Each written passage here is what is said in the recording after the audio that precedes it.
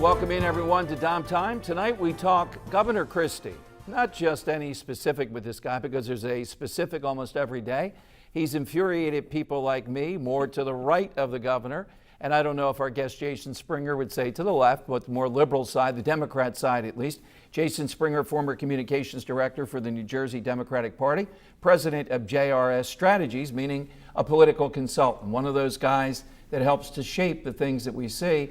And Jason, the governor, I mean, I don't know who else would try to get away with this, holding a special election that cost $12 million plus, doing it in October, forcing people to vote in August, October, and November now in New Jersey, ensuring low turnout across the board, just completely Machiavellian to help him pound his opponent even more or keep the pounding for a national profile. It's ridiculous, but let's talk about this now with Cory Booker, the leading guy in this race, and a guy of national figure to take over the Senate seat for Frank Lautenberg.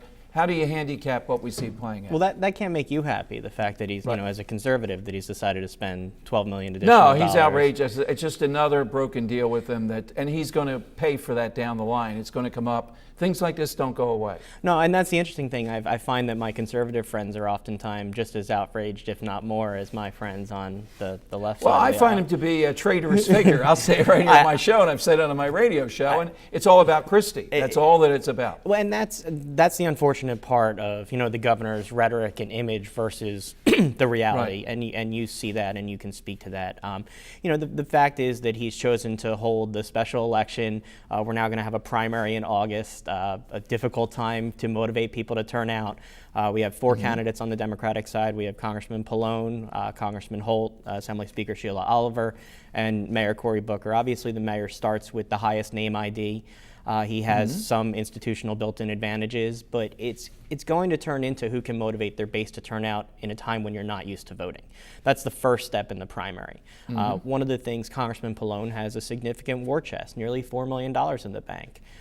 Cory Booker will be able to raise money, but you have to also focus on contacting the voters, and with a condensed primary schedule, that makes it difficult for all candidates. At the same time, are your voters going to be around? Why would anybody in New Jersey come out in August, though, and say, look, the Democrats going to win. They're all Democrats. They all claim to be Frank Lautenberg, I think, in one form or another. And what would the difference be between any of them? And that's going to be the challenge of each of the campaigns, to say it's not about any Democrat, it's about this Democrat. It's about me as a Democrat, it's about me as Cory Booker, it's about me as Frank Pallone, what I will bring to the seat. And they need to differentiate themselves, and they need to say to the voters, this is why it's important that you either come back from your vacation or vote by mail early when you're away. That's going to be the confusing part for voters, is the constant voting between August and November. You're going to, as campaigns, you're going to have to continue to remind people that, yes, you just voted, but no, that you're not done. Well, talk about yet. Annoying. It's to remind them to vote in August of all times, then again in October, then again straight in November for the governor's race again. It's amazing. As a recovering campaign staffer, I do not envy many of my friends who will have to do ballot chasing when people are basically getting vote by mail ballots from the middle of the summer through almost winter. Exactly right. It's confusing. So in this race, though, Cory Booker is the one right now with name recognition, polling lead that we see, et cetera. Why would you believe, what would happen to knock Booker off? What could happen? Well, what has to happen is that each candidate has to find their constituency as a part of the Democratic Party, and they have to run to that part of their base. And so there are people who may not agree with the mayor on some of his policies, or may not like some of the things that he's done that are part of the Democratic Party. But wait a minute, we have a guy rescuing people and burning buildings. I don't know how many people he has on Twitter. He has the Zuckerberg Facebook of the world sort of thing here, And the mayor's challenge is to make sure that those people who follow him and know those stories that can vote for him in August turn out to vote, because otherwise it's just noise around. As a campaign, you can't focus on the noise. You have to focus on the substance and the numbers. And so Mayor Booker has to not focus on how many Twitter followers he has, but how many voters he has as he goes around the state. And the same thing with Speaker Oliver and the members of Congress, Congressman Pallone and Congressman Holt. And they have to differentiate themselves and say, this is how I'm going to appeal to my part of the base, and make sure that they show up to vote. All right, let's talk about Governor Christie, too, now on the national level coming out of this. I haven't seen, you're more of a Christie watcher, I haven't seen on a daily basis How's the weight loss thing going? That's the first thing we want to see. You know, he seems to be doing well. I actually find it unfortunate when people discuss that as a topic. Well, I'll tell you why. Because when you run for president, I think he knows I'm not buying this as just health and family all of a sudden. Look at Obama, look at Bush.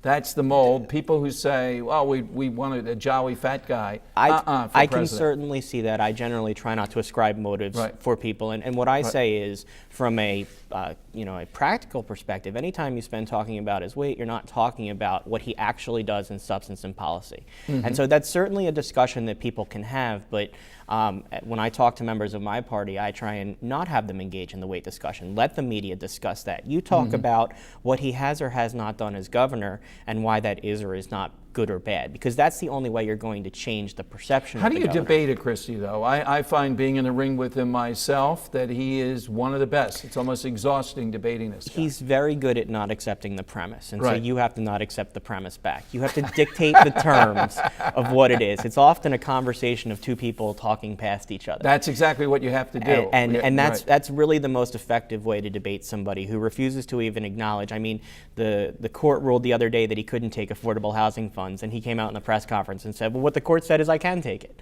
So when black is white, even though you know it's black, you can't really convince somebody that it's something else. You have to try and convince them why you're right.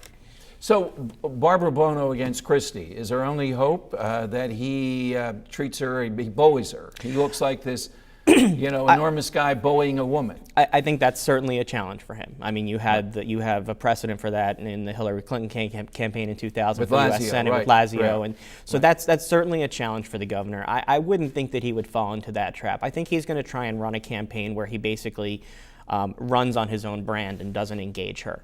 I think he's going to try to run and I am the governor and this is what I've done and who I am based on the story I want to tell. And what Senator Buono has to do is draw the contrast and say, here's what he's not telling you and here's why I'm the person to fix it. It's a two-part pitch. You have to convince the people that it's time for a change, which is a heavy lift, and at the same time you have to convince them that you're the person to make that change, which is an even heavier lift for a candidate. All righty, we'll talk about both with Jason Springer. And could you vote for Governor Christie? Let's face it, to me it's a fait accompli, this race. It's all about the national race. Is he presidential material?